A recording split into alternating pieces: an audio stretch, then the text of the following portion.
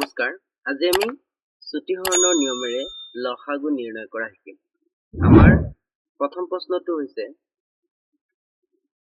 8,20 ইয়াক ছুটিহৰণৰ নিয়মেৰে কৰিবলৈ হলে একেলগে লিখিব লাগিব 8,20 ইয়াক এতিয়া এনেকুৱা এটা সংখ্যাৰে আমি হৰণ কৰিম যিটো সংখ্যাৰে দুইটাকে একেলগে হৰণ কৰিব পাৰোঁ দুইটাকে আমি জানো 2 দি যাব 2 4 গুণ 8 2 10 গুণ 20 আকৌ 2 দি যাব 2 গুণ 4 2 5 গুণ 10 এটো মৌলিক সংখ্যা এই দুইটাকে একেটা সংখ্যাৰে আমি হৰণ দিব নোৱাৰো এনেকুৱা এটা সংখ্যা নাই যিটো সংখ্যাৰে একেলগে হৰণ যাব গতিকে আমি ইয়াত ৰাখিব লাগিব therefore লসাগু লসাগু এতিয়া চোৱা আগতে আমি কি শিকিছিলো গসা উলিয়াৰ ক্ষেত্ৰত কি কৰিছিলো ছুটিহৰণৰ নিয়মত গসা উলিয়াৰ ক্ষেত্ৰত কি কৰিছিলো এই সাইডৰ দুটা আমি কি কৰিছিলো পূৰণ কৰিছিলো সাইডৰ খিনি যেনেকৈ 2 * 2 = 4 সেইটো উলিয়াইছিলো কিন্তু এতিয়া কি হ'ব এই সাইডৰ খিনিৰ লগতে তলত যিখিনি ৰৈ যায় সেইখিনিও কি কৰিব লাগিব পূৰণ কৰিব লাগিব আকৌ কৈছো মই এই সাইডৰ খিনিৰ লগতে তলত যিখিনি ৰৈ যায় সেইখিনি পূৰণ কৰিব লাগিব কিহৰ ক্ষেত্ৰত লসাগু নিৰ্ণয় কৰাৰ ক্ষেত্ৰত এতিয়া কি হ'ব 2 * 2 * 2 * 5 means 2 গুণ 4 4 গুণ 8 8 5 গুণ 40 ইয়াৰ লসাগু কিমান হ'ব 40 নেক্সট কোৱেশ্চন আমাৰ 2 নম্বৰ কি দিয়া আছে 48 60 আৰু 80 সেম নিয়মৰ প্ৰথমে আমি লিখি লম 48 60 আৰু 80 দুইটিকে দিব পাৰো 2 গুণ 4 2 4 গুণ 8 তাৰপিছত 60 ৰ আধা 30 80 ৰ আধা 40 আকৌ দেখি আছো আমি দুইটিকে দিব পাৰো 2 বাৰং 24 15 দুগুণ 30 20 দুগুণ 40 ইয়াত আকৌ কি হয় তিনটাৰ ক্ষেত্ৰত যেতিয়া আমি দুটা এটা সংখ্যাৰে গৈ থাকিব তাক আমি ভাগ দিব পাৰো যেনেকে আমি দেখি আছো 12 আৰু 20ক 2 ৰে গৈ আছে গতিকে 2 6 গুণ 12 আৰু 15 টোক যেহেতু দিয়া নাই তাক নমাই দিম 15 আৰু 2 10 গুণ 20 এতিয়া আমি কি দেখি আছো আকৌ দুটা সংখ্যা পাঁচেৰে গৈ আছে গতিকে আমি পাঁচেৰে দিম 6ক নমাই দিও কিমান হ'ব 5 3 গুণ 15 আৰু 5 2 গুণ 10 এতিয়া আমি দেখি আছো দুটা সংখ্যা গৈ আছে 2 ৰে এটা জনে গতিকে 2 ৰে আমি দুটা সংখ্যাক দিম 2 3 গুণ 6 3 নামিব 2 1 গুণ 2 যেটো 3ক ভাগ দিয়া আকৌ কি হ'ব যেটো তিনটাত গৈ আছে 3 দি দিলো 3 1 গুণ 3 3 1 গুণ 3 1 টো নামি যাব যেটো একক দিয়া নাই এতিয়া আমি এইকেইটা কি কৰিব লাগিব therefore লসাগু = মই কৈছিলো না সাইডৰ খিনিৰ লগতে তলৰ ভাগফল খিনি পূৰণ কৰিব লাগিব 2 * 2 * 2 * 5 * 2 * 3 and 1 * 1 * 1 হল 2 2 গুণ 4 2 5 গুণ 10 2 3 গুণ 6 into 1 সাইডৰ গুণ 40 6 1 আছে and 6 7 240 হ'ব ইয়াৰ LCM আপোনালোকে মোৰ চেনেলটোত গৈ উৎপাদক বিশ্লেষণ পদ্ধতিৰে সেম অংকটো কৰা আছে চেক কৰিব পৰা যে উৎপাদক বিশ্লেষণ পদ্ধতিত যিটো এনসাৰ আহিছে লসাগু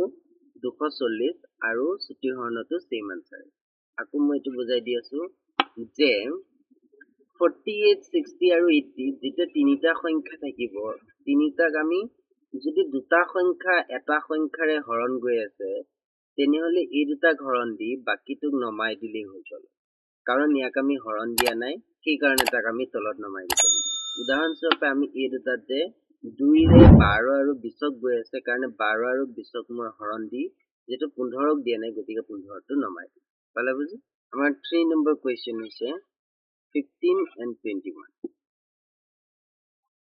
15 আৰু 21ক একেলগে লিখিম 15 21 আমি জানো দুইটাকে 3 দি যাব 3 5 গুণ 15 3 7 গুণ 21